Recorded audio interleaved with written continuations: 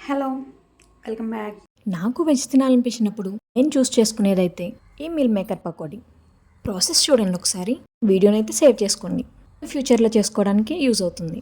ఈ పకోడీకి అయితే పెద్దగా ఇంగ్రీడియంట్స్ కూడా ఏమక్కర్లేదు.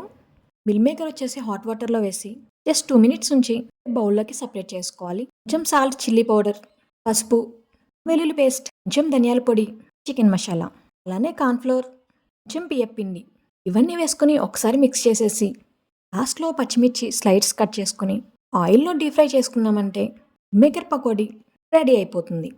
నాన్ వెజ్ అంటే ఇష్టం ఉన్న వాళ్ళకు కూడా వెజ్ తినాల్సి వచ్చినప్పుడు మేకర్ పకోడీ బెస్ట్ చాయిస్. దీనికైతే పెద్దగా ఇంగ్రీడియంట్స్ కూడా అక్కర్లేదు, ఇంట్లో ఉన్న వాటితోనే చేసేసుకోవచ్చు.